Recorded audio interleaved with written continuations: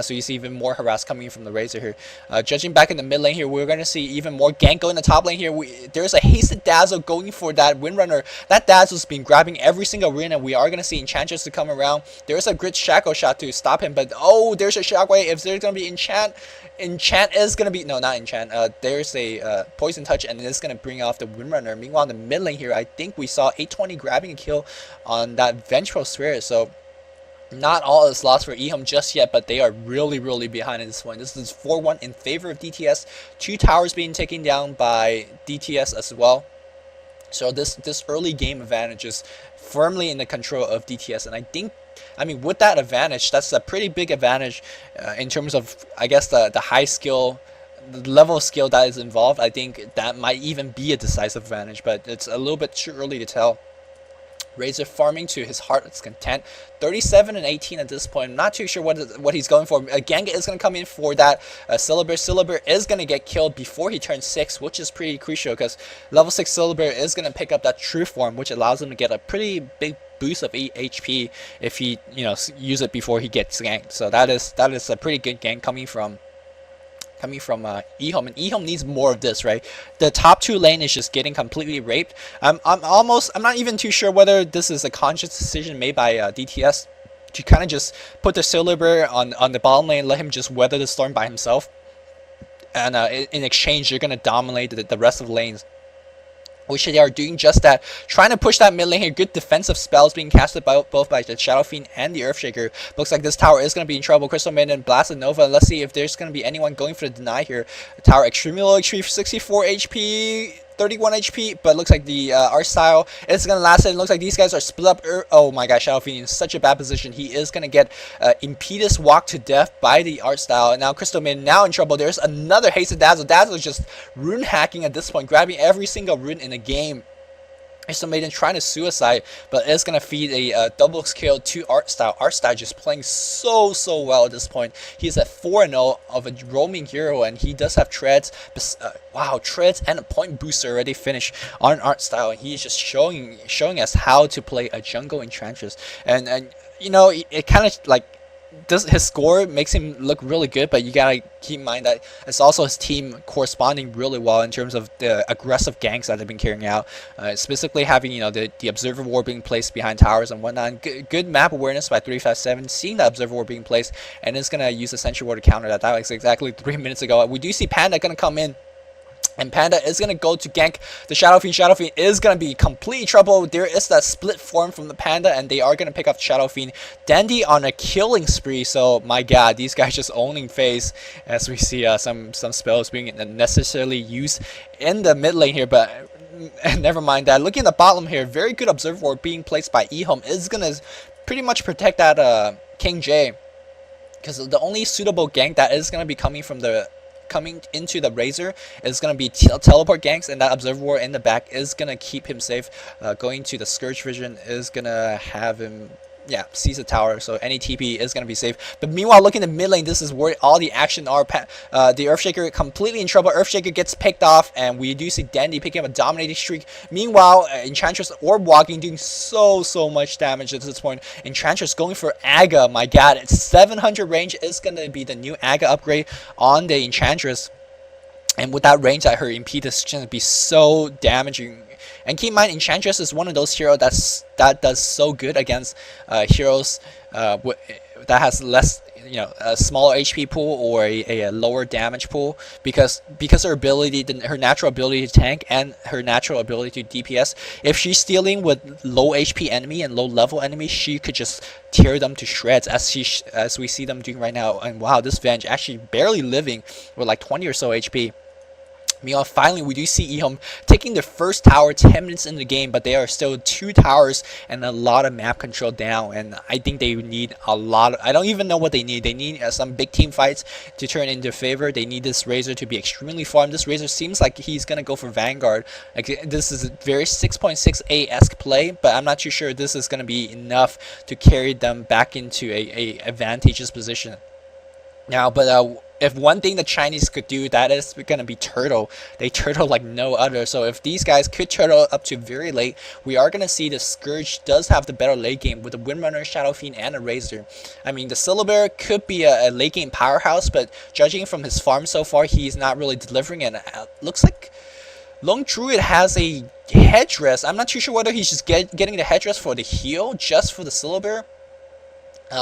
If he's just doing that, the math is just not going to be worth it. As we see, Enchantress is going to come around to the gank here. Ultimate is going to be turned on Razor. They're going to try to focus on Enchantress. I think that's a bad choice because Enchantress can tank for so long. Now looks like they're going to focus on Venge. That is a good choice here. There is a great beam pop on Venge. Now focusing on the Dazzle. Dazzle is going to try to run here. There is a freeze bite, and it looks like the Dazzle is...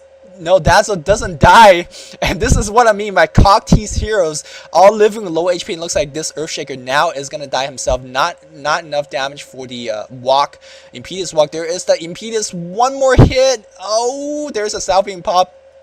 Treads on the Enchantress here. Very good TP spot from the Earthshaker, so he is going to live. So unfortunately, that Razor goes down for the Shadow Fiend, for the EHome team. Meanwhile, a Blink gank is going to go for the Shadow Fiend. Shadow Fiend, very low HP, actually forced to pick that poor man's shield because the amount of damage on him is just too much. There is a Cyclone, there is a Dispel. Oh wow, Shadow Fiend is gonna get picked off by DTS Dread. Great Michael on Dread so far, and we do see DTS just raping EHome, just raping, like in every sense of the word, raping. And I would never have expected this coming into the WDC, but DTS showing that they are really prepared.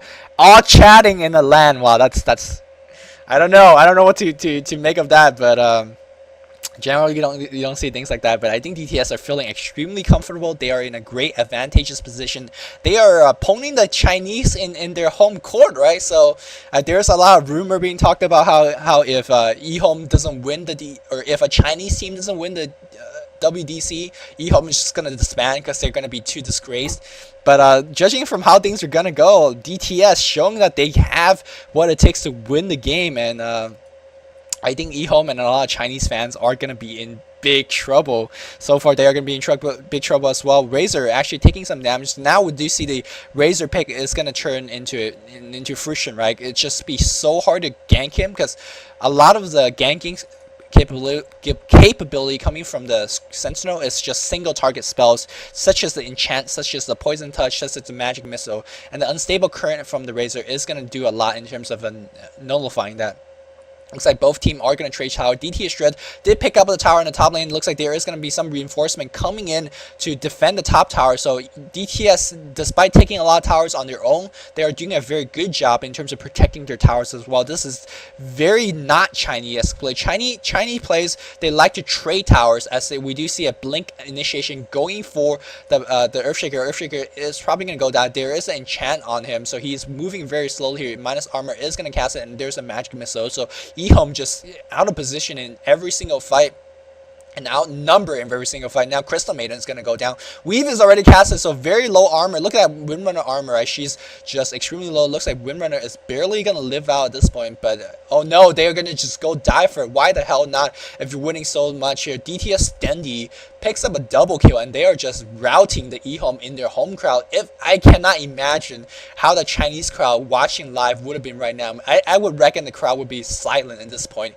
getting completely routed in their hometown. But finally, Razor is going to get some push going on. Probably is going to get this tower. There's probably not enough teleportation scrolls being used on this tower. And finally, Razor is going to pick up their second tower. And the third tower for EHome, the mid tower is going to go down as well. Quick tower check. This is 4 towers to 3 in the favor of DTS, but the head count is just another story at this point. 13 and 3. And I'm not too sure what the EHome team could do to come back. Let's do some little bit creep checks here. The oh my god ganking art style is sitting at 25 creep kills. DTS Dread at 43, Dendi at 32, 39 creep kills on Light of Heaven, and that's pretty much it. So you can see that the farming advantage is totally in favor of Scourge, but that's just not showing it. 82 creep kills on that Razor. My god, that's great farm. Shadow Fiend have 63 creep kill and Windrunner having 55. So the Chinese showing that they could last it better than than anyone else.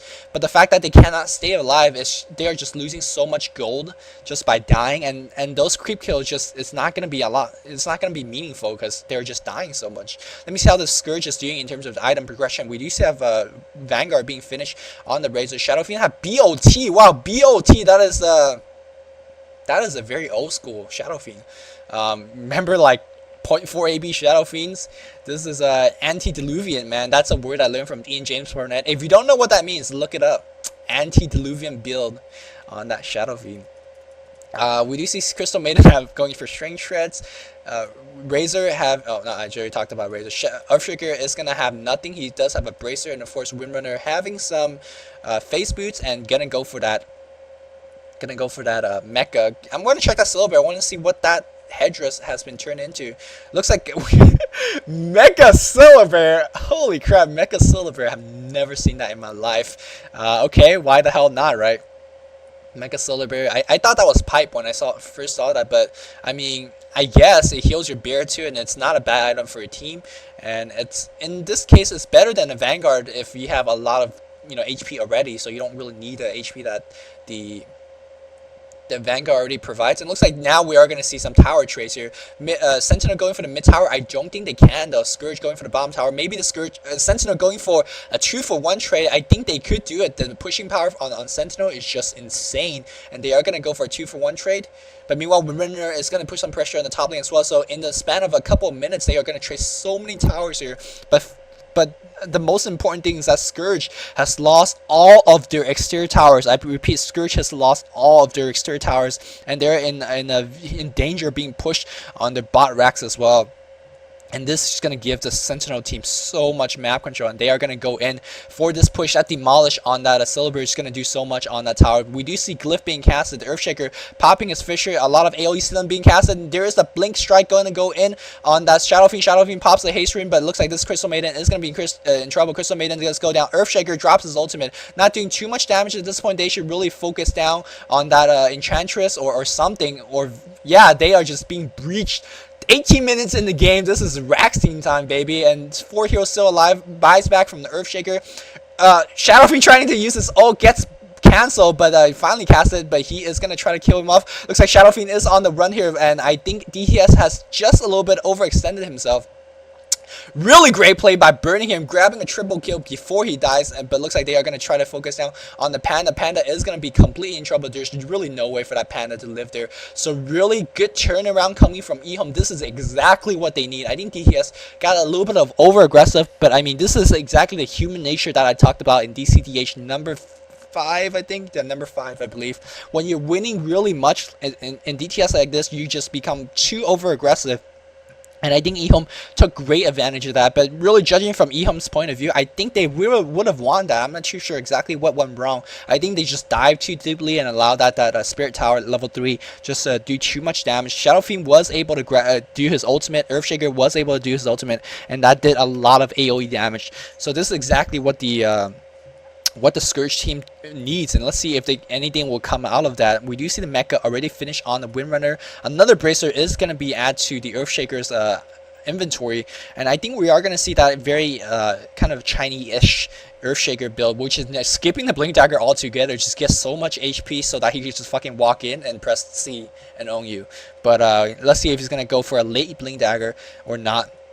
Razor going for that standard Manta style. Meanwhile, let's see, Shadow Fiend gonna go for BKB. Very good build here at this point, but keep in mind that BKB is not gonna help you a lot against that Panda. It is not gonna help you a lot against minus armor, and definitely it's not gonna help you a lot against that swap. So not, maybe Manta style would be a little bit better. It looks like the Sentinel team is gonna go for Roshan. All pushing team does have the ability to do this, right? Once you grab the map control, you just go for Rosh, and it looks like once that Rosh is gonna be finished, probably gonna give it on a Syllabare so he could just be in the battle for so long at this point. They are scouted at this point, but there's really nothing the Scourge could do without the burst damage they do have, and they don't have any of the survivability to match a Sentinel at this point here.